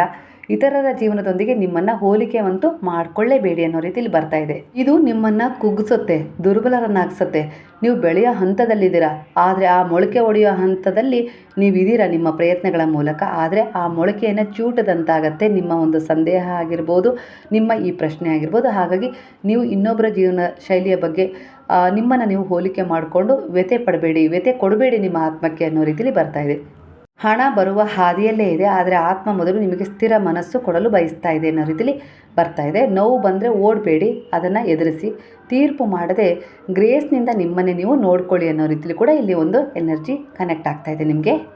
ಈ ಸಮಯದಲ್ಲಿ ಕೆಲವರ ಎನರ್ಜಿ ಪ್ರಕಾರ ನಿಮ್ಮ ಮನಸ್ಸಿನ ನೋವು, ಹಾಗೆ ಕಳೆದುಕೊಂಡ ವಿಶ್ವಾಸದಿಂದ ನಿಮಗಾಗಿರುವ ಆಘಾತ, ನಾನು ಸಾಕಾಗಿಲ್ಲ ಅನ್ನೋ ಭಾವದಿಂದ ನೀವು ಪಡ್ತಾ ಇರುವ ವ್ಯಥೆ ಆಗಿರ್ಬೋದು, ಶ್ರಮ ಮಾಡಿದರೂ ಗುರುತಿಸದೆ ಉಳಿದ ನೋವಿನಿಂದ ಇದ್ದೀರಾ. ಭಕ್ತಿ ಯೋಗ ಹೇಳ್ತಾ ಇದೆ, ನೋವು ತಪ್ಪಲ್ಲ, ಅದು ದೇವರ ಕಡೆಗೆ ಕರೆದೊಯ್ಯುವ ಬಾಗಿಲಾಗಿದೆ, ಆ ರೀತಿ ಅನ್ಕೊಳ್ಳಿ ಅನ್ನೋ ರೀತಿಯಲ್ಲಿ ಹೇಳ್ತಾ ಇದೆ. ನಿಮಗೆ ಹೆಚ್ಚು ನೋವು ಸಿಗ್ತಾ ಇರ್ಬೋದು, ಕಷ್ಟಗಳು ಎದುರಾಗ್ತಾ ಇರ್ಬೋದು, ಇಲ್ಲ ಯಾವುದೇ ರೀತಿ ಒಂದು ಅವಮಾನ ಆಗ್ತಾ ಇದೆ ಅಂದರೆ ಒಟ್ಟಾರೆಯಾಗಿ ಯಾವುದೋ ಒಂದು ಸಮಸ್ಯೆಯನ್ನು ನೋವನ್ನು ಅನುಭವಿಸ್ತಾ ಇರುವುದೇ ನಿಮ್ಮ ಆತ್ಮ ಈಗೋ ಸಂಪೂರ್ಣವಾಗಿ ಶರಣಾಗುತ್ತಿದೆ ಅನ್ನೋ ಸೂಚನೆಯನ್ನು ಇಲ್ಲಿ ಕೊಡ್ತಾ ಇದೆ. ಈ ನೋವನ್ನು ಹೇಗೆ ರಿಮೂವ್ ಮಾಡ್ಕೊಳ್ಬೇಕು ಅಂದರೆ, ನೋವನ್ನು ತಳ್ಳೋದು ಅಲ್ಲ, ಅಂದರೆ ಆ ಸಮಸ್ಯೆಯನ್ನು ದೂರ ತಳ್ಳಿ ಓಡಿ ಹೋಗೋದಲ್ಲ, ಇದು ಹೋಗಲಿ ಅಂತ ಹೇಳಿ ಹೋರಾಡೋದು ಬೇಡ, ಕೂಗಾಡೋದು ಬೇಡ. ನಿಮ್ಮ ಶ್ರಮವನ್ನು ಪ್ರಯತ್ನವನ್ನು ನಿರಂತರವಾಗಿ ಮಾಡ್ತಾ ಹೋಗಿ. ಆದರೆ ಆ ನೋವು, ಆ ಒಂದು ಹೋರಾಟ, ಆ ಒಂದು ವಿಚಾರ, ಆ ಸಮಸ್ಯೆಯನ್ನು ಭಗವಂತನಿಗೆ, ನೀವು ನಂಬಿದ ಗುರುವಿನ ಪಾದಗಳಲ್ಲಿ ಸಮರ್ಪಣೆ ಮಾಡಿಬಿಡಿ ಅನ್ನೋ ರೀತಿಲಿ ಬರ್ತದೆ. ಅಂದರೆ ಈ ನೋವು ನನ್ನದಲ್ಲ, ಇದು ನನ್ನ ಶುದ್ಧೀಕರಣ, ನಾನು ಇದನ್ನು ನಿಮಗೆ ಅರ್ಪಿಸ್ತಾ ಇದ್ದೀನಿ ಅನ್ನೋ ರೀತಿಲಿ ನೀವು ಶರಣಾಗತಿಯ ಭಾವದಲ್ಲಿ ಅದನ್ನು ಅರ್ಪಿಸಿದಾಗ ಆ ನೋವಿನ ಪ್ರಮಾಣ ತಗ್ತಾ ಹೋಗುತ್ತೆ. ಹೊಸ ದಾರಿಗಳು ನಿಮಗೆ ತೆರೆದುಕೊಳ್ತಾ ಹೋಗ್ತವೆ. ಅವಕಾಶಗಳಾಗಿರ್ಬೋದು, ಅಭಿವೃದ್ಧಿ ಆಗಿರ್ಬೋದು, ಯಾವುದೋ ರೀತಿಲಿ ನಿಮಗೆ ಹೀಲಿಂಗ್ ಸಿಗುತ್ತೆ ಭಗವಂತನಿಂದ, ಈ ಪ್ರಕೃತಿಯಿಂದ, ನೀವು ನಂಬಿದ ದೈವಶಕ್ತಿಗಳಿಂದ. ಇಲ್ಲಿ ಬಾಬಾ ನಿಮಗೆ ಒಂದು ಮೆಸೇಜನ್ನು ಕೊಡ್ತಿದ್ದಾರೆ. I make you a channel of my work. ದೈವಿಕ ಸಂದೇಶ ಅಂತಲೇ ಅಂದ್ಕೊಳ್ಳಿ. ಇದು ತುಂಬ ಪವಿತ್ರವಾದ ಸಂದೇಶ. ದೇವರು ಹೇಳ್ತಾ ಇದ್ದಾರೆ, ಅಂದರೆ ಬಾಬಾ, ನೀವು ನಂಬಿದ ಗುರು ಹೇಳ್ತಾ ಇದ್ದಾರೆ, ನಿನ್ನನ್ನು ನಾನು ಆಯ್ಕೆ ಮಾಡ್ಕೊಂಡಿದ್ದೀನಿ, ನೀನು ನನ್ನ ಕೆಲಸಕ್ಕೆ ಒಂದು ಚಾನಲ್, ನಿನ್ನ ಮೂಲಕ ಹೀಲಿಂಗ್, ಸಹನೆ, ಅರಿವು ಹರಿಯಬೇಕು ಅನ್ನೋ ರೀತಿಯಲ್ಲಿ ಇಲ್ಲಿ ಒಂದು ದಿವ್ಯ ಸಂದೇಶವನ್ನು ಕೊಡ್ತಾ ಇದ್ದಾರೆ. ಅದಕ್ಕಾಗಿ ನಾನು ನಿನ್ನ ಜೀವನದಲ್ಲಿ ಕೆಲವು ಸಮಸ್ಯೆಗಳನ್ನು ತಂದಿದ್ದೀನಿ. ನಿನ್ನ ಹೃದಯ ಮೊದಲು ಮುರಿಯಲ್ಪಟ್ಟಿದೆ. ಅದು ಪ್ರೀತಿಯ ವಿಚಾರದಲ್ಲಾಗಿರ್ಬೋದು, ಯಾವುದೇ ರೀತಿ ಒಂದು ಸಂಬಂಧದ ವಿಚಾರದಲ್ಲಾಗಿರ್ಬೋದು. ಅಹಂ ಕಡಿಮೆಯಾಗಿದೆ. ಜೀವನದ ವಾಸ್ತವ ಸತ್ಯ ಅರ್ಥ ಆಗಿದೆ. ಹಾಗೆ ಸ್ಪಷ್ಟ ವಿಚಾರಗಳು ಗೋಚರಿಸ್ತಾ ಇದ್ದಾವೆ ಕಣ್ಣೆದುರಿಗೆ. ನೀನು ಇತರರ ನೋವನ್ನು ಅರ್ಥ ಮಾಡಿಕೊಳ್ಳುವಷ್ಟು ಈಗ ಬದಲಾಗಿದೆಯಾ. ನಿನಗೆ ಏನು ಸಿಕ್ಕಿತ್ತಲ್ಲ, ನೋವಾಗಿರ್ಬೋದು, ಸಮಸ್ಯೆ ಆಗಿರ್ಬೋದು, ಅವಮಾನ ಆಗಿರ್ಬೋದು, ಯಾವುದೋ ರೀತಿ ಒಂದು ನಿರಾಕರಣೆ, ಯಾರೋ ನಿಮ್ಮನ್ನು ಬಿಟ್ಟು ಹೋಗಿರ್ಬೋದು, ಅಗಲಿರ್ಬೋದು, ಆ ಎಲ್ಲ ನೋವು ನಿನ್ನ ಶಕ್ತಿ ಆಗಿದೆ ಈ ಸಮಯದಲ್ಲಿ. ಅದಕ್ಕೋಸ್ಕರನೇ ಕರ್ಮ ಅಂದರೆ ಪ್ರಾರಬ್ಧ ಕರ್ಮ ಒಂದು ನಿಮಗೆ ಶಿಕ್ಷಕನಾಗಿ ಬಂದಿತ್ತೆ ಹೊರತು ಅದು ನಿಮಗೆ ಯಾವುದೇ ರೀತಿ ಶಿಕ್ಷೆಯಾಗಿ ಬಂದಿರಲಿಲ್ಲ. ಎಲ್ಲಿ ನೀವು ಏನು ಕಳ್ಕೊಂಡಿದ್ರೋ ಅದಕ್ಕೂ ಒಂದು ಕಾರಣ ಇತ್ತು. ನಿಮ್ಮ ಮುಂದಿನ ಪರಿವರ್ತನೆಗೆ ಅದು ಸಹಾಯ ಮಾಡಿತ್ತು. ಹಾಗೆ ಆ ಕರ್ಮ ಅಷ್ಟೇ ಇತ್ತು, ಹಾಗಾಗಿ ಅದು ಅದರ ಋಣ ಅಷ್ಟೇ ಅನ್ನೋ ರೀತಿಯಲ್ಲಿ ಇಲ್ಲಿ ಕಾಣಿಸ್ತಿದೆ. ಹಾಗೆ ನೀವು ಮುಂದೆ ಹೋಗಲಿಕ್ಕೆ ಒಂದು ದಾರಿ, ಅವಮಾನವೂ ಆಗಿತ್ತು, ಹಾಗೆ ಕೆಲವರ ಸಹಾಯವೂ ಆಗಿತ್ತು, ಕೆಲವರು ನಿಮ್ಮನ್ನು ನಿರಾಕರಿಸಿದ ಭಾವವೂ ಆಗಿತ್ತು. ಅದಕ್ಕೋಸ್ಕರ ನೀವು ಜೀವನದಲ್ಲಿ ಒಂದು ಒಳ್ಳೆಯ ಉದ್ದೇಶವನ್ನು ಇಟ್ಕೊಂಡು ಧೈರ್ಯವಾಗಿ ಮುಂದುವರಿಲಿಕ್ಕೆ ಸಾಧ್ಯ ಆಯಿತು. ನಿಮ್ಮ ನಿಲುವನ್ನು ನೀವು ತಲುಪಲಿಕ್ಕೆ ಸಾಧ್ಯ ಆಯಿತು. ನಿಮ್ಮ ಆತ್ಮದ ಉದ್ದೇಶವನ್ನು ಪೂರ್ಣಗೊಳಿಸ್ಕೊಳ್ಳೋಕ್ಕೆ ಸಾಧ್ಯ ಆಯಿತು. ಒಟ್ಟಾರೆಯಾಗಿ ನಿಮಗೆ ಏನೆಲ್ಲ ಸಿಗುತ್ತೋ ನಿಮ್ಮ ಪ್ರಾರಬ್ಧ ಕರ್ಮದ ಮೂಲಕ ಅದು ನಿಮ್ಮನ್ನು ಒಂದು ಒಳ್ಳೆಯ ಪಾಠಕ್ಕೆ ಗುರಿಪಡಿಸುತ್ತೆ. ಆ ಪಾಠ ನೀವು ಕಲಿಬೇಕು. ಕಲಿಯೋವರೆಗೂ ಪುನರಾವರ್ತನೆ ಆಗ್ತಾ ಇರುತ್ತೆ. ಆ ನೋವು ಯಾರಿಂದನೋ ಮತ್ತೆ ಸಿಗೋದು, ಮತ್ತೆ ನಿಮಗೆ ಏನಾದರೂ ನೆನಪು ಮಾಡಿಕೊಡೋದು ಮಾಡ್ತಾ ಇರುತ್ತೆ. ಅಬಂಡೆನ್ಸ್ ಅಂದರೆ ಇಲ್ಲಿ ಕೇವಲ ಹಣ ಅಲ್ಲ.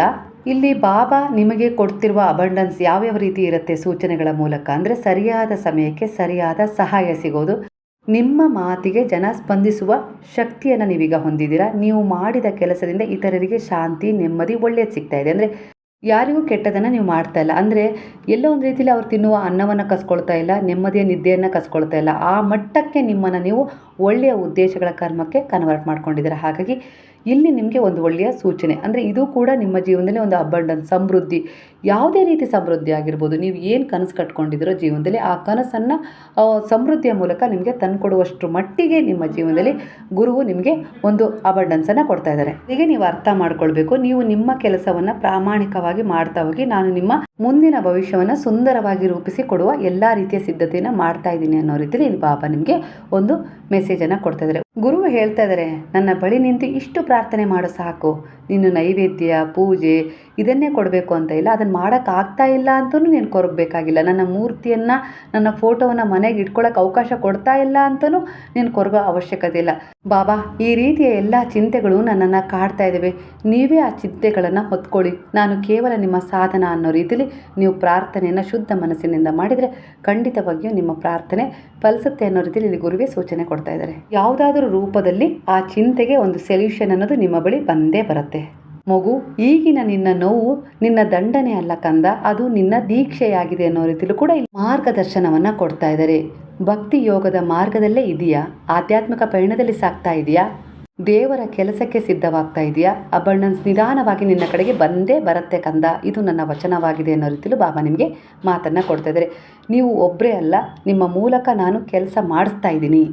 ಈ ಜೀವನ ಯಾಕೆ ಸಿಕ್ತು, ಈ ಜೀವನದಲ್ಲಿ ಇಂಥವ್ರು ಯಾಕೆ ನನ್ಗೆ ಕನೆಕ್ಟ್ ಆದರು ಅಂತೇಳಿ ನೀವು ಅಂದ್ಕೊಳ್ತಾ ಇರ್ಬೋದು, ನಿಮ್ಮನ್ನು ನೀವು ಪ್ರಶ್ನೆ ಮಾಡ್ಕೊಳ್ತಾ ಇರ್ಬೋದು. ಈ ಜೀವನವನ್ನು ನೀವು ಉದ್ದೇಶಪೂರ್ವಕವಾಗಿ ಆಯ್ಕೆ ಮಾಡ್ಕೊಂಡಿದ್ದೀರಾ. ನಿಮ್ಮ ಆತ್ಮ ಈ ಒಂದು ಜೀವನವನ್ನು ಆಯ್ಕೆ ಮಾಡಿದ ಕಾರಣ ಏನು ಅಂದರೆ, ಸ್ಥಿರತೆ ಕಲಿಯಲಾಗಿರ್ಬೋದು, ಇಲ್ಲ ಭದ್ರತೆಯನ್ನು ನಿರ್ಮಿಸಿಕೊಳ್ಳಲಾಗಿರ್ಬೋದು, ನಿಮ್ಮ ಶ್ರಮದಿಂದ ಒಂದು ಪೂರ್ತಿ ಜೀವನ ಕಟ್ಟಲಾಗಿರ್ಬೋದು, ನಿಮ್ಮ ಮೂಲಕ ಇನ್ನೊಬ್ಬರಿಗೆ ಆಶ್ರಯ ಸಿಗಬೇಕು ಅನ್ನೋ ಉದ್ದೇಶವನ್ನು ಹೊಂದಿ ಬಂದಿರ್ಬೋದು. ಒಟ್ಟಾರೆಯಾಗಿ ಹಿಂದೆ ನೀವು ಯಾವುದೋ ಒಂದು ಜನ್ಮದಲ್ಲಿ ತಪ್ಪು ಮಾಡಿದರೆ ಆ ತಪ್ಪನ್ನು ತಿದ್ಕೊಳ್ಳೋಕ್ಕೆ ಇಲ್ಲ ಪಾಠವನ್ನು ಕಲೀಲಿಕ್ಕೆ ಬಂದಿದ್ದೀರಾ, ಇಲ್ಲ ಯಾರಿಗೋ ಪಾಠವನ್ನು ಕಲಿಸ್ಲಿಕ್ಕೆ ಬಂದಿದ್ದೀರಾ, ಪ್ರೇರಣೆ ಆಗಲಿಕ್ಕೆ ಬಂದಿದ್ದೀರಾ, ಹಾಗೆ ಅಲ್ಲಿ ಅಪೂರ್ಣಗೊಂಡ ಕನಸನ್ನು ನನಸು ಮಾಡ್ಕೊಳ್ಳೋಕ್ಕೆ ಬಂದಿದ್ದೀರಾ. ಹಾಗೆ ಆ ಜನ್ಮದಲ್ಲಿ ಯಾರೋ ನಿಮ್ಮಿಂದ ದೂರ ಆಗಿದ್ದರು, ಆ ಒಂದು ನೋವನ್ನು ಸಹಿಸಿಕೊಳ್ಳಲಾರದೆ ಈ ಜನ್ಮದಲ್ಲಿ ಅವರಿಗೆ ಕನೆಕ್ಟ್ ಆಗಲಿಕ್ಕೂ ಬಂದಿದ್ದೀರಾ ಅನ್ನೋ ರೀತಿಯಲ್ಲಿ ಇಲ್ಲಿ ಕಾಣಿಸ್ತಾ ಇದೆ. ಈ ಸಮಯದಲ್ಲಿ ನಿಮ್ಮ ಒಳಗಿನ ಆತ್ಮ ಏನು ಕೇಳ್ತಾ ಇದೆ ಅಂದರೆ, ಒಂದು ಹೋರಾಟ ಮಾಡು ಅಂತ ಕೇಳ್ತಾ ಇಲ್ಲ, ತ್ವರಿತ ಉತ್ತರ ತಗೋ ಅಂತಲೂ ಕೇಳ್ತಾ ಇಲ್ಲ, ಸರಿಯಾದ ರೀತಿಯಲ್ಲಿ ನಿನ್ನ ಜೀವನವನ್ನು ಒಪ್ಕೋ ಅನ್ನೋ ರೀತಿಯಲ್ಲಿ ಅದು ನಿನಗೆ ಕೆಲವೊಂದು ಅರಿವನ್ನು ಉಂಟು ಮಾಡ್ತಾ ಇದೆ. ಶರಣಾಗು ಆ ಅರಿವಿಗೆ ಅನ್ನೋ ರೀತಿಲೂ ಕೂಡ ಮೆಸೇಜನ್ನು ಕೊಡ್ತಾ ಇದೆ. ಸಂಪೂರ್ಣವಾಗಿ ನಾನು ನನ್ನ ಜೀವನವನ್ನು ಒಪ್ಕೊಳ್ತೀನಿ, ನನ್ನ ಮೇಲೆ ಇರುವ ಕೃಪೆಯನ್ನು ನಾನು ತಿರಸ್ಕರಿಸೋದಿಲ್ಲ, ನನಗೆ ಬೇಕಾದದ್ದು ಸರಿಯಾದ ಸಮಯಕ್ಕೆ ಖಂಡಿತ ಬಂದೇ ಬರುತ್ತೆ ಅನ್ನುವ ಭರವಸೆ. ಇದನ್ನು ಒಪ್ಪಿಕೊಂಡ ಕ್ಷಣದಿಂದಲೇ ಎನರ್ಜಿ ಫ್ಲೋ ಆಗುತ್ತೆ ಅನ್ನೋ ರೀತಿಲೂ ಕೂಡ ಇಲ್ಲಿ ಎನರ್ಜಿ ಕನೆಕ್ಟ್ ಆಗ್ತಾ ಇದೆ. ನಿಮ್ಮ ಆತ್ಮದ ಉದ್ದೇಶ ಹಾಗೆ ನಿಮ್ಮ ಅಂತರಂಗದ ಉದ್ದೇಶವನ್ನು ಮರೆತು ಭೌತಿಕ ಸುಖಗಳು ಬೇಕು ಅಂತೇಳಿ ಹಂಬಲಿಸ್ತಾ ಇದ್ದೀರಾ.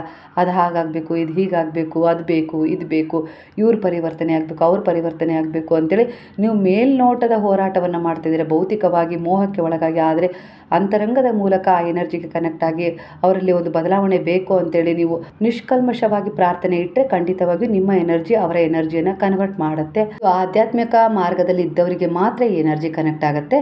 ಭೌತಿಕ ಸುಖಗಳತ್ತನೇ ಗಮನ ಹರಿಸ್ತಾ ನಾನು ಎಲ್ಲವನ್ನ ಸರಿಪಡಿಸ್ತೀನಿ, ನನ್ನಿಂದನೇ ಆಗೋದು ಅನ್ನೋ ರೀತಿಯಲ್ಲಿ ನೀವು ಒತ್ತಡಕ್ಕೆ ಜಾರದಷ್ಟು ನಾನು ಅಷ್ಟು ಸಂಪಾದನೆ ಮಾಡಬೇಕು, ಹಾಗಾಗಬೇಕು, ಹೀಗಾಗಬೇಕು ಅನ್ನೋ ರೀತಿಯಲ್ಲಿ ಭೌತಿಕ ಸುಖಗಳ ಕಡೆ ಗಮನ ಕೊಟ್ಟಷ್ಟು ನಿಮ್ಮ ಜೀವನದಲ್ಲಿ ಒತ್ತಡ ಹೆಚ್ಚಾಗತ್ತೆ, ಹೋರಾಟ ಮಾಡೋದೇ ಆಗುತ್ತೆ. ಇಲ್ಲ ಅಂದರೆ ಜೋರು ಮಾಡೋದು, ಕೂಗಾಡೋದು ಇದೇ ಆಗಿಬಿಡತ್ತೆ ಹೊರತು ನೀವು ಶಾಂತಿ ನೆಮ್ಮದಿಯನ್ನು ಪಡ್ಕೊಳ್ಳೋದೇ ಇಲ್ಲ. ಜೀವನದುದ್ದಕ್ಕೂ ಈ ಕೊರತೆ ನಿಮ್ಮನ್ನು ಕಾಡುತ್ತೆ ಅನ್ನೋ ರೀತಿಯಲ್ಲಿ ಕೂಡ ಕಾಣಿಸ್ತಾ ಇದೆ. ಹಾಗಾಗಿ ಒಳಗೆ ನೋಡಿ, ಹೊರಗೆಲ್ಲ ಹುಡುಕಬೇಡಿ ಅನ್ನೋ ರೀತಿಯಲ್ಲಿ ಬಾಬಾ ನಿಮಗೆ ಸೂಚನೆಯನ್ನು ಕೊಡ್ತಾ ಇದ್ದಾರೆ. ಹಾಗೆ ಒಂದು ಬ್ಲೆಸ್ಸಿಂಗ್ ಮೆಸೇಜ್ ಕೂಡ ಸಿಗ್ತಾಯಿದೆ. ನೀವು ಯಾವ ದಾರಿಯನ್ನು ಈ ಸಮಯದಲ್ಲಿ ಆಯ್ಕೆ ಮಾಡ್ಕೊಂಡಿದ್ದೀರಲ್ಲ ಆ ದಾರಿ ತಪ್ಪಲ್ಲ, ನಿಧಾನವಾದರೂ ಅದು ದೀರ್ಘಕಾಲ ಉಳಿಯುವ ದಾರಿಯಾಗಿದೆ. ನಿಮ್ಮ ಜೀವನಕ್ಕೆ ಶಾಶ್ವತತೆ ಬರಲಿದೆ ಅನ್ನೋ ರೀತಿಯಲ್ಲಿ ಇಲ್ಲಿ ಒಂದು ಪ್ರೀತಿಯ ವಿಚಾರದಲ್ಲಾಗಿರ್ಬೋದು, ಒಂದು ಅಭಿವೃದ್ಧಿಯ ವಿಚಾರದಲ್ಲಾಗಿರ್ಬೋದು, ಯಾವ ವಿಚಾರದಲ್ಲಿ ಗುರುವಿನಲ್ಲಿ ಪ್ರಾರ್ಥನೆ ಇಟ್ಟು ಶರಣಾಗಿದ್ದರೂ ಒಂದು ಸಂಕಲ್ಪ ಮಾಡಿಕೊಂಡು ಯಾವ ರೀತಿ ನೀವು ಮುಂದುವರಿತಾ ಇದ್ದೀರಲ್ಲ ಆ ಕೆಲಸ ಕೈಗೂಡುತ್ತೆ ಆದಷ್ಟು ಬೇಗನೆ ಅನ್ನೋ ರೀತಿಯಲ್ಲಿ ಇಲ್ಲಿ ಬ್ಲೆಸ್ಸಿಂಗ್ ಸಿಗ್ತಾಯಿದೆ. ಕರಿಯರ್ ವಿಚಾರಕ್ಕೆ ಬಂದರೆ ತಕ್ಷಣ ಯಾರೋ ಹೇಳಿದರು ಅಂತೇಳಿ ಜಂಪ್ ಮಾಡೋದು ಬೇಡ, ಸ್ಥಿರವಾಗಿ ಬೆಳೆಯುವ ಅವಕಾಶ ಬರ್ತಾಯಿದೆ. ಹಾಗಾಗಿ ಇಲ್ಲಿ ನಿಧಾನವಾದ ಪ್ರಗತಿ ಖಂಡಿತ ಆಗತ್ತೆ. ನಿಮ್ಮ ದೇಹ ತುಂಬ ಸಹಿಸಿಕೊಂಡಿದೆ, ಭಾವನಾತ್ಮಕವಾಗಿರ್ಬೋದು, ಇಲ್ಲ ಕೆಲವೊಂದು ದೈಹಿಕ ಮಾನಸಿಕ ನೋವುಗಳನ್ನು ನೀವು ನಿಮ್ಮ ದೇಹದಲ್ಲಿ ಸಂಗ್ರಹ ಮಾಡ್ಕೊಂಡಿದ್ದೀರಾ, ಅಂದರೆ ಹಿಡಿದಿಟ್ಕೊಂಡ್ಬಿಟ್ಟಿದ್ದೀರಾ. ಆ ನೋವನ್ನು ಹೊರಗೆ ಹಾಕೋಕ್ಕಾಗ್ತಾ ಇಲ್ಲ ನಿಮಗೆ. ಆ ನೋವುಗಳು ಪದೇ ಪದೇ ನೆನಪಾಗ್ತಾ ಇದ್ದಾವೆ, ಪದೇ ಪದೇ ಪುನರಾವರ್ತನೆ ಕೂಡ ಆಗ್ತಾ ಇದ್ದಾವೆ ಅನ್ನೋ ರೀತಿಲೂ ಕೂಡ ಇಲ್ಲಿ ಕಾಣಿಸ್ತಾ ಇದೆ. ಇಲ್ಲಿ ನೀವು ಆ ನೋವುಗಳನ್ನು ಗುರುವಿನ ಪಾದಗಳಲ್ಲಿ ದೃಢವಾದ ನಂಬಿಕೆ ಇಟ್ಟು ಶರಣಾಗಿಸಿದಷ್ಟು ಆ ನೋವುಗಳು, ಆ ವೇದನೆಗಳು ಕಡಿಮೆ ಆಗ್ತಾ ಹೋಗುತ್ತೆ ಅನ್ನೋ ರೀತಿಲಿ ಕೂಡ ಇಲ್ಲಿ ನಿಮಗೆ ಮೆಸೇಜ್ ಸಿಗ್ತಾ ಇದೆ. ಅಂದರೆ ಆ ಒಂದು ಎನರ್ಜಿಗೆ ನೀವು ಕನೆಕ್ಟ್ ಆಗಬಾರ್ದು, ಪ್ರತಿರೋಧಿಸಬೇಕು ಅಂತ ಅಲ್ಲ, ಅದನ್ನು ಭಗವಂತನಲ್ಲಿ ಶರಣಾಗಿಸ್ಬೇಕು. ಆಗ ಅಲ್ಲಿ ನಿಮಗೆ ಒಂದು ಪರಿಹಾರ ಸಿಗತ್ತೆ ಅನ್ನೋ ರೀತಿಲಿ ಬರ್ತಾ ಇದೆ. ಒತ್ತಡವನ್ನು ನಾನು ಎಲ್ಲವನ್ನ ಒಬ್ಬನೇ ಹೊತ್ಕೊಳ್ತೀನಿ ಅನ್ನೋ ರೀತಿಲಿ ಭಾವನೆ ಬಿಡಬೇಕು ಅನ್ನೋ ರೀತಿಲಿ ಬರ್ತಾ ಇದೆ. ಜೀವನ ಅನ್ನೋದು ಕ್ಷಣಿಕ ಅಲ್ಲ, ಅದು ಒಂದು ದೀರ್ಘ ಯಾತ್ರೆ ಅಂತ ಹೇಳಿ ನೀವು ಆ ಯಾತ್ರೆಗೆ ಸಿದ್ಧರಾಗಬೇಕು. ಅಲ್ಲಿ ಏಳು ಬರುತ್ತೋ ಬೀಳು ಬರುತ್ತೋ ಅದನ್ನು ನೀವು ಸಮಾನವಾಗಿ ಸ್ವೀಕರಿಸ್ತಾ ಹೋದಷ್ಟು ಧೈರ್ಯವಾಗಿ ಕುಗ್ಗದೆ, ದುರ್ಬಲತೆಗೆ ಜಾರದೆ, ಆಗ ನಿಮ್ಮ ಜೀವನದಲ್ಲಿ ಅಂದರೆ ಅದನ್ನು ನೀವು ಒಪ್ಕೊಂಡಾಗಲೇ ಅಬಂಡೆನ್ಸ್ ಅನ್ನೋದು ಹರಿದು ಬರುತ್ತೆ. ನೀವು ಯಾವ ರೀತಿ ಬಯಸ್ತೀರೋ ಆ ಸಮೃದ್ಧಿನ ಆ ರೀತಿಯಲ್ಲಿ ನೀವಾಗಿರ್ಬೋದು, ನಿಮ್ಮ ಕುಟುಂಬದವರಾಗಿರ್ಬೋದು, ಇಲ್ಲ ನಿಮ್ಮ ಪ್ರೀತಿ ಪಾತ್ರರಾಗಿರ್ಬೋದು, ಸ್ನೇಹಿತರಾಗಿರ್ಬೋದು, ನಿಮಗೆ ಒಳ್ಳೆಯದಾಗಲಿ ಅಂತೇಳಿ ಆತ್ಮ ಮಟ್ಟದಲ್ಲಿ ಮಾಡಿದ ಕೆಲವು ವಾಗ್ದಾನಗಳು ಇನ್ನೂ ಪೂರ್ಣವಾಗಿಲ್ಲ ಅನ್ನೋ ರೀತಿ ಎನರ್ಜಿ ಕಾಣಿಸ್ತಾ ಇದೆ. ಅಂದರೆ ಏನೋ ಒಂದು ಹರಕೆ ಕಟ್ಕೊಂಡಿದ್ದೀರಾ, ಆ ಹರಕೆಯನ್ನು ತೀರಿಸ್ಬನ್ನಿ. ಅಂದರೆ ಅದು ನನ್ನ ಜೀವನದಲ್ಲಿ ನಡೆದಿಲ್ಲ, ನಾನು ಹರಕೆ ತೀರಿಸೋಲ್ಲ ಅನ್ನೋ ರೀತಿಲಿ ಆಗಬಾರ್ದು. ಕೆಲವೊಂದು ಸಾರಿ ಆ ಒಂದು ಅವಕಾಶ ನಿಮ್ಗೆ ಸಿಕ್ಕಿರುತ್ತೆ, ಆದರೆ ನಿಮ್ಮ ಒಂದು ಸಂದೇಹದ ಬ್ಲಾಕೇಜ್ಗಳು ಅದನ್ನು ಎಲ್ಲೋ ಒಂದು ರೀತಿಯಲ್ಲಿ ಅಡೆತಡೆಗೊಳಿಸಿರ್ತವೆ. ಅಷ್ಟು ಬಿಟ್ಟರೆ ಭಗವಂತನಲ್ಲಿ ನೀವು ಸಲ್ಲಿಸಿದ ಪ್ರಾರ್ಥನೆ ಯಾವತ್ತಿಗೂ ಈಡೇರೋದಿಲ್ಲ ಅಂತಲ್ಲ, ಅದು ವ್ಯರ್ಥವಾಗಿರೋದಿಲ್ಲ, ಫಲದಾಯಕವಾಗಿ ಯಾವುದೋ ಒಂದು ರೀತಿಯಲ್ಲಿ ಸಹಾಯದ ಮೂಲಕ ಬಂದಿರುತ್ತೆ. ಆದರೆ ನೀವು ಅದನ್ನು ತಿಳ್ಕೊಳ್ಳೋಕೆ ಸಾಧ್ಯ ಇಲ್ಲ. ಹಾಗಾಗಿ ಯಾವುದಾದ್ರೂ ಹರಕೆಗಳಿದ್ದಾವೆ, ಯಾರಿಗಾದರೂ ಏನಾದರೂ ಮಾತು ಕೊಟ್ಟಿದ್ದೀರಾ ಅಂದರೆ ಖಂಡಿತವಾಗಿಯೂ ಆ ಮಾತನ್ನು ಉಳಿಸ್ಕೊಳ್ಳಿ, ಆ ಹರಕೆಯನ್ನು ಆದಷ್ಟು ಬೇಗನೆ ತೀರಿಸಿ. ಅದು ಒಂದು ಸೇವೆ ಮಾಡ್ತೀನಿ ಇಲ್ಲ ವ್ರತ ಮಾಡ್ತೀನಿ ಅಂತ ಹೇಳ್ಕೊಂಡಿದ್ದೀರಾ ಅಂದರೆ ಅದೂ ಕೂಡ ಈ ಒಂದು ವಿಚಾರಕ್ಕೆ ಬರುತ್ತೆ. ಸತ್ಯವಾಗಿ ಏನೊಂದು ಬದುಕಬೇಕು ಅನ್ನೋ ಒಂದು ವಿಚಾರವನ್ನು ಹೊತ್ಕೊಂಡು ಪ್ರತಿಜ್ಞೆ ಮಾಡಿರ್ತೀರಲ್ಲ, ಆ ಪ್ರತಿಜ್ಞೆಯನ್ನು ಪೂರೈಸ್ಕೊಳ್ಳುವ ಜವಾಬ್ದಾರಿ ನಿಮ್ಮದಾಗಿರುತ್ತೆ, ಹಾಗೆ ನಿಮ್ಮ ಕುಟುಂಬದ್ದಾಗಿರುತ್ತೆ. ಅವ್ರು ಮರೆತರೆ ನೀವು ಮರಿಬೇಡಿ, ನೀವು ಮರೆತಿದ್ದಾದರೆ ನಿಮ್ಮ ಕುಟುಂಬದವರು ಅದನ್ನು ಮರಿಬಾರ್ದು. ಯಾರೋ ನಿಮ್ಮ ಮಕ್ಕಳು ತೀರ್ಕೊಂಡು ಹೋಗಿದ್ದಾರೆ, ಇಲ್ಲ ಅಂದರೆ ದೊಡ್ಡವರು ಅವ್ರು ಏನಾದರೂ ಹರಕೆ ಮಾಡ್ಕೊಂಡಿದ್ದಾರೆ, ಅವರಿಗೋಸ್ಕರ ಏನಾದರೂ ಆರೋಗ್ಯ ಸುಧಾರಣೆ ಆಗಲಿ, ಇಲ್ಲ ಯಾವುದಾದ್ರೂ ರೀತಿಲಿ ಅವರಿಗೋಸ್ಕರ ವ್ರತ ಮಾಡ್ತೀನಿ ಸೇವೆ ಮಾಡ್ತೀನಿ ಅಂತೇಳಿ ಏನಾದರೂ ಹರಕೆ ಹೊತ್ಕೊಂಡಿದೆ, ಉರುಳು ಸೇವೆ, ಇನ್ಯಾವುದೇ ರೀತಿ ಆ ಒಂದು ವಿಚಾರಗಳನ್ನೂ ಕೂಡ ನೀವು ಇಲ್ಲಿ ಕಡೆಗಣಿಸಬಾರ್ದು. ಅವರೇ ಇಲ್ಲ ಯಾಕೆ ಮಾಡಬೇಕು ಅನ್ನೋ ರೀತಿಲಾಗಿರ್ಬೋದು. ಆ ರೀತಿ ಮಾಡೋ ಹಾಗಿಲ್ಲ. ನೀವು ಮಾತು ಕೊಟ್ಟ ಮೇಲೆ ಮಾತಿಗೆ ತಪ್ಪ ಹಾಗಿಲ್ಲ. ಭಗವಂತನೂ ತಪ್ಪಿರೋದಿಲ್ಲ. ಆದರೆ ನಮ್ಮಲ್ಲಿರುವ ಒಂದು ಸಂದೇಹ ಬ್ಲಾಕ್ ಎನರ್ಜಿಗಳು ಎಲ್ಲೋ ಒಂದು ರೀತಿಲಿ ಆ ಒಂದು ದೇವರು ಕೊಟ್ಟ ಆಶೀರ್ವಾದವನ್ನು ಅಡೆತಡೆಗೊಳಿಸಿ ನಮ್ಮ ಬಳಿಗೆ ಬಂದಿರಲಿಕ್ಕೆ ಬಿಡೋದಿಲ್ಲ, ಪಡ್ಕೊಳ್ಳೋಕ್ಕೆ ಬಿಟ್ಟಿರೋದಿಲ್ಲ. ಅಷ್ಟು ಬಿಟ್ಟರೆ ನೀವು ನಿಮ್ಮ ಒಂದು ಏನು ವಚನ ಕೊಟ್ಟಿದ್ದೀರಲ್ಲ, ವಾಗ್ದಾನ ಕೊಟ್ಟಿದ್ದೀರಲ್ಲ, ಅವುಗಳನ್ನು ನೆರವೇರಿಸ್ಕೊಳ್ಳೇಬೇಕು ಅನ್ನೋ ರೀತಿಲಿ ಬರ್ತಾ ಇದೆ. ಹಾಗಾಗಿ ಯಾರಿಗಾದರೂ ಏನಾದರೂ ಕೊಡ್ತೀನಿ, ಸಹಾಯ ಮಾಡ್ತೀನಿ, ಇಲ್ಲ ಹರಕೆ ಏನೇ ವಿಚಾರ ಆಗಿರಲಿ, ಆ ವಾಗ್ದಾನಗಳನ್ನು ನೀವು ಪೂರ್ಣಗೊಳಿಸಿಕೊಳ್ಳುವ ಸಮಯ ಬಂದಿದೆ. ಇಲ್ಲ ಅಂದರೆ ನೀವು ಹಣದ ವಿಚಾರದಲ್ಲಾಗಿರ್ಬೋದು, ಕೆಲಸದ ವಿಚಾರದಲ್ಲಾಗಿರ್ಬೋದು, ಮದುವೆ ವಿಚಾರ, ಸಂತಾನದ ವಿಚಾರ, ಕೆಲವು ಸಂಬಂಧಗಳ ಮೇಲೆ ಅದೃಶ್ಯವಾಗಿ ಪ್ರಭಾವ ಬೀರುತ್ತೆ ಅನ್ನೋ ರೀತಿಲಿ ಎನರ್ಜಿ ಕನೆಕ್ಟ್ ಆಗ್ತಾ ಇದೆ. ಇದರಿಂದನೇ ನಿಮ್ಮ ಜೀವನದಲ್ಲಿ ಕೆಲವೊಂದು ಸಮಸ್ಯೆಗಳನ್ನು ನೀವು ಎದುರಿಸ್ತಾ ಇದ್ದೀರಿ. ಯಾವುದೇ ರೀತಿ ಸಮಸ್ಯೆ ಇಲ್ಲದ್ರೂ ಕೂಡ ಮದುವೆ ಆಗ್ತಾ ಇಲ್ಲ, ಮಕ್ಕಳಾಗ್ತಾ ಇಲ್ಲ, ಇನ್ಯಾವುದೇ ರೀತಿಲಿ ಹಣ ಬರ್ತಾ ಇಲ್ಲ ಅಂದರೆ ಅದಕ್ಕೆ ಕಾರಣ ಇದೆ ಅನ್ನೋ ರೀತಿಲಿ ಕೆಲವರ ಎನರ್ಜಿಯ ಪ್ರಕಾರ ಸೂಚನೆ ಇಲ್ಲಿ ಸಿಗ್ತಾ ಇದೆ. ಗುರುವು ನಿಮಗೆ ಒಂದು ಮಾರ್ಗದರ್ಶನವನ್ನು ಮಾಡ್ತಾ ಇದ್ದಾರೆ.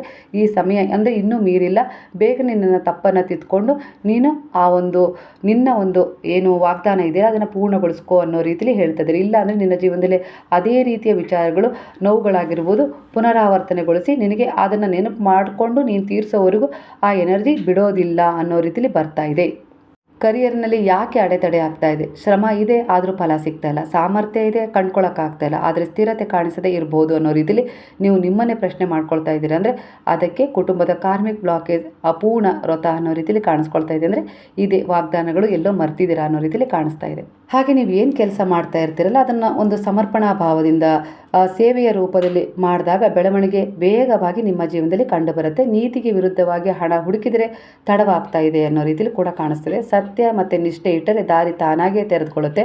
ಮುಂದಿನ ಹಂತದಲ್ಲಿ ಸ್ಥಿರ ಕೆಲಸ, ನಿಧಾನವಾದ ಆಶೀರ್ವಾದ ನಿಮ್ಮ ಜೀವನದಲ್ಲಿ ಒಂದು ಒಳ್ಳೆಯ ಬೆಳವಣಿಗೆಯನ್ನು ತಂದುಕೊಡುತ್ತೆ ಅನ್ನೋ ರೀತಿಲಿ ಇಲ್ಲಿ ಕಾಣಿಸ್ತಾ ಇದೆ. ಪ್ರೇಮದ ಸಂಬಂಧದ ವಿಚಾರಕ್ಕೆ ಬಂದರೆ ಹೃದಯ ಸಂಬಂಧಗಳಲ್ಲಿ ಭದ್ರತೆ ಬೇಕು, ಆದರೆ ಹಳೆಯ ಕುಟುಂಬ ಇಲ್ಲ ಪ್ಯಾಟರ್ನ್ಸ್ ಅಡ್ಡಿ ಆಗ್ತಾ ಇದೆ ಅನ್ನೋ ರೀತಿಲಿ ಕಾರಣ ಕೇಳ್ತಾ ಇದೆ. ಪೂರ್ವಜರಿಗೆ ಸಂಬಂಧಪಟ್ಟ ವಾಗ್ದಾನಗಳು ಇಲ್ಲಿ ಕನೆಕ್ಟ್ ಆಗ್ತಾ ಇದ್ದಾವೆ. ನಾನು ತ್ಯಾಗ ಮಾಡಬೇಕು ಅನ್ನುವ ಭಾವನೆ ನಿಮಗೆ ಬರಬೇಕು ಸ್ವಲ್ಪ ಮಟ್ಟಿಗಾದರೂ. ಅಂದರೆ ನೀವು ಸಂಪಾದನೆ ಮಾಡುವ ಹಣದಲ್ಲಿ ಸ್ವಲ್ಪವನ್ನಾದರೂ ತ್ಯಾಗದ ಭಾವದಲ್ಲಿ ಒಂದು ಸೇವೆಯ ರೂಪದಲ್ಲಿ, ಚಾರಿಟಿ ರೂಪದಲ್ಲಿ ಅದನ್ನು ಕೊಡಲೇಬೇಕು. ಅದರಿಂದ ನಿಮ್ಮ ಅನೇಕ ರೀತಿಯ ಸಮಸ್ಯೆಗಳು ಹೀಲಿಂಗ್ ಆಗ್ತವೆ. ಅದರ ಜೊತೆಗೆ ನಿಮ್ಮ ಪೂರ್ವಜರಿಗೆ ಕೊಟ್ಟ ವಾಗ್ದಾನಗಳು ಕೂಡ ಪೂರ್ಣಗೊಂಡಂತೆ ಆಗತ್ತೆ. ಆ ಒಂದು ಭಾವನೆಯಿಂದ ನೀವು ಸೇವೆ, ದಾನ, ಧರ್ಮವನ್ನು ಮಾಡಿ ದಯೆ, ಕರುಣೆ, ಪ್ರೇಮವನ್ನು ಬೆಳೆಸ್ಕೊಳ್ಳಿ ಅನ್ನೋ ರೀತಿಯಲ್ಲಿ ಇಲ್ಲಿ ಬಾಬಾರವರು ನಿಮಗೆ ಒಂದು ಮೆಸೇಜನ್ನು ಕೊಡ್ತಾ ಇದ್ದಾರೆ. ನೀವು ಪ್ರೀತಿಗಾಗಿ ನಿಮ್ಮನ್ನು ಕಳೆದುಕೊಳ್ಬೇಕಾಗಿಲ್ಲ. ಸಮತೋಲನ ಕಲಿತಾಗಲೇ ನಿಜವಾದ ಸಂಬಂಧ ತಾನಾಗೇ ನಿಮ್ಮ ಬಳಿ ಬರುತ್ತೆ.